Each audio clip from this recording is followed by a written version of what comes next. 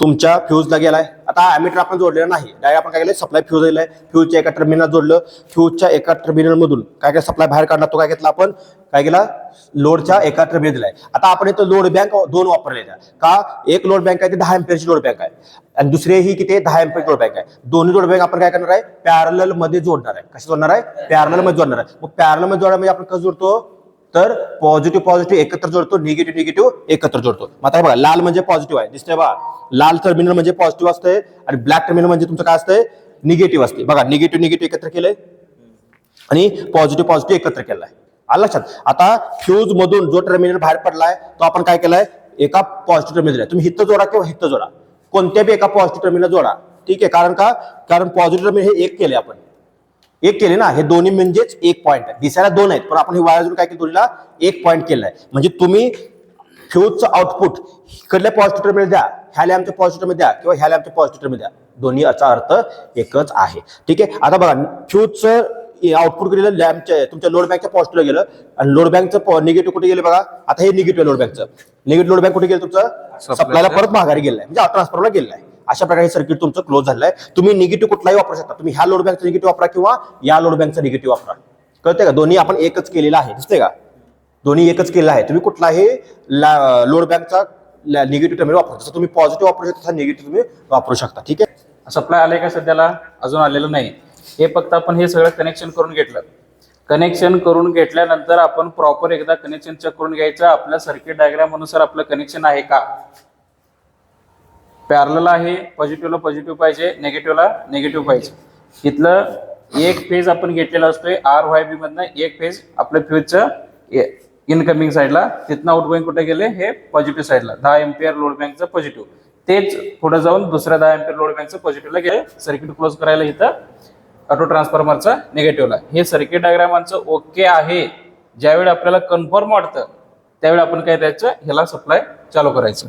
हे बघा ह्या लॅबचं पूर्ण सप्लाय इथून चालू होत आहे. सप्लाय चालू झालं. मग आता आपण सिंगल पेज म्हटल्यावर किती व्होल्ट असतोय 230 व्होल्ट. आपण आता हे ऑटो ट्रान्सफॉर्मरवरनं आपण 230 व्होल्ट पर्यंत सप्लाय द्यायचं.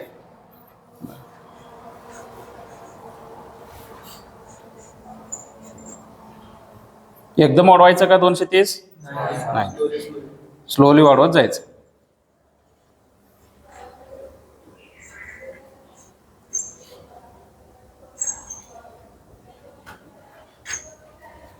हम्म 225, 26, 228, 27, 230. ठीक बस ओके बस चला सांग. ठीक आहे. बघा म्हणजे आता आपण 200 वाढवायचा आणि ज्यावेळी मी तुला सांगेल त्यावेळी फक्त काय टायमर चालू कर, टायमर चालू कर बघा, दुसऱ्या चालू करू नका. एकदा फ्यूज एलिमेंट गेला परत ओपन करा, रिमूव्ह करा, परत चालू करा, असं होऊन बसेल. ओके स्टॉपवॉच लावले. ओके का जसं लोड देतोय आपण त्याच्यावरनं हे फ्यूज किती सेकंदामध्ये उडतंय हे आपल्याला बघायचं. ते कट होतंय, मेल्ट होऊन कट होतंय ते आपल्याला बघायचं. कधी होणार त्याच्या कॅपॅसिटीपेक्षा जास्त देतं लोड सप्लाय आपण दिल्यानंतर. ठीक आहे. आता लोड बँक कितीची, ही 10 एम्पियर लोड बँक आहे बघा. इथं ही टोटल लोड आहे, हा जो टोटल एक लोड बँक आहे हे किती एम्पियरचे 10 एम्पियरचे, हे किती एम्पियरचे 10 एम्पियर, टोटल 20 एम्पियर. आपण 20 एम्पियर देणार नाही, आपण सुरुवातीला 15 एम्पियर लोड देणार आहे आणि आपण टायमर चालू करून बघणार आहे की किती वेळेपर्यंत हा 15 एम्पियर करंट सस्टेन करू शकते. ओके. आता लोड चालू एक एक काय करू आपण लोड बँक चालू करूया. फक्त मला लॅम्प लागते थोडं सांगा, मोजा फक्त. चालू करू.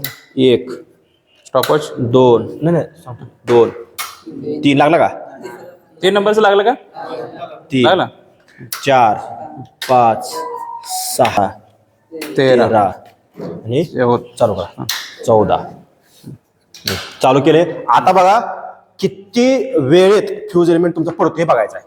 आता मी लोड कमी दिलेला आहे, तसं बघायचं लोड जे दिला तर शॉर्ट सर्किट होऊन पडेल लवकर, बरोबर आहे की नाही. जर मी आणखी वाढवला, आता समजा पूर्ण 20 एम्पियर लोड बँक वाढवली तर पट्टशी पडणार. पण आपल्याला बघायचं आहे की बाबा नेमकं ओव्हरलोडला प्रोटेक्शन कसं देतं, किती वेळात हे पडतं हे आपल्याला बघायचं. ज्यादा वेळ घेणार आहे का तर लोड थोडासा मी काय केलं बघा किती पडलं 23 सेकंद 23 सेकंद पडलं. आलं लक्षात. म्हणजे 15 एम्पियर घ्या, 15 एम्पियर करंट घ्या, 15 नाही आपण किती 12 एम्पियर करंट घ्या. ऑब्झर्वेशन टेबल आहे का, ऑब्झर्वेशन टेबल मध्ये 1 नंबरला घ्या 12 एम्पियर करंट आणि वेळ घेतला 23 सेकंद.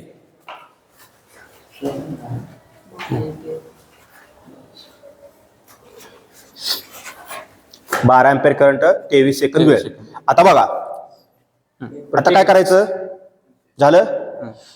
आता नेमकं झालं काय, मग हे कसं काय कट केलं हे आपल्याला बघायचं आहे. ठीक आहे, बघा लक्ष द्यायचं. आता आपण काय करणार, फ्यूज गेली. थांबवा ते, मी काय म्हणतोय का सर काय सांगायला लागलेत, आता तुम्ही बघितलं ना हे सगळं ऑफ झालेलं तुम्हाला दिसलेत. नेमकं कसं ऑफ झाले, हा ऑफ कसं झाले, सप्लाय बंद झाले. सप्लाय कुठनं बंद झाले, तिकडनं बंद केला का सप्लाय, नाही. इथनं व्होल्टेज कमी दिलंय का, नाही. कुठनं सप्लाय कमी झाले, फ्यूज. मग तिथं काय परिस्थिती झाले, तिथं काय इलेक्ट्रिकल मेकॅनिझम झाले ते बघा. ठीक आहे, मग आपण काय करतो, फ्यूज रिप्लेस करायचा आपल्याला. पहिल्यांदा काय केलं, ठीक आहे बघा दिसते का, तुमचा फ्यूज एलिमेंट काय झाला, इथं कट झाला. दिसतंय कट झालाय, दिसते ना ही तारा, ही तार तुमची कट झाली, फ्यूज एलिमेंट कट झाला, म्हणजे सर्किट ओपन झालं, म्हणजे सर्किट बंद झालं. फुल लाईट गेली ना आपली, म्हणजे बल्ब काय झाले आपले बंद झाले. म्हणजे कशामुळे झाले, तरी फ्यूज एलिमेंट आपला कट झाला. कशामुळे, तर त्याच्यामध्ये रेटेड पेक्षा जादा करंट गेला म्हणून तो मेल्ट झाला गरम म्हणून, आणि मग तो आपला काय करायचा, आपल्याला रिप्लेस करायचा आहे. मग ही सिस्टीम कशी वेळ खावाय ना, ह्या स्टेडी एमसीबी असतं तर 2 सेकंद लगेच वर चालू केला असता. मग एमसीबी कसं आहे, फास्ट आहे, हे कसं थोडंसं स्लो आहे. म्हणजे सिस्टीम मध्ये यायला ह्याला वेळ लागतोय. आला लक्षात, तो वेळ खाऊ सिस्टीम आहे, त्यामुळे आपण ह्याला जास्त वापरत नाही, फक्त ओव्हरलोड प्रोटेक्शन आपण ह्याला वापरतो. आता काय करायचं, मग परत एकदा फ्यूज एलिमेंट काय करायचं, रिप्लेस करायचा. हा काय करतात, जाळ लावायचा, त्याच्यावरती धरायचं, मग ते पूर्ण काय होते, पातळ होतंय. बरोबर आहे का. त्याच्यानंतर काय करतात, दुसरं पाईप त्याच्यामध्ये इन्सर्ट करून त्याला कॉलर बनवून घेतात. मग ते जसं हीट देत आहे तसं ते काय होते, लिक्विडमध्ये तयार होते. म्हणजे सॉलिड असते आधी घट्ट असते, मग नंतर ते पातळ होते. बघितला. तसंच ह्याच्यामध्ये आतल्या बाजूचे पट्टी आहेत ना, ही व्हाईट कलरची पट्टी, हे पीव्हीसीस आहेत, पॉलिव्हिनाइल क्लोराईड पीव्हीसीस आहेत. ते जेवढा आपण हे बल्ब लावतोय, तुमच्या घरी 100 वॅटचं जर बल्ब लावला तरी पूर्ण घर सगळं काय होते, उजेड पडते. इथं एका लोड बँकला किती बल्ब आहेत त्याला, एकाला किती आहेत, 13. आणि मग एकाच ठिकाणी कंजेस्टेड एरियामध्ये हे लावल्यानंतर तिथे उष्णता तयार होते का नाही.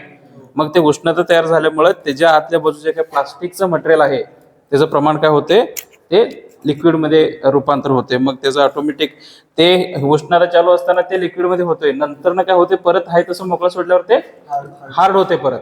बरोबर आहे ना. आणि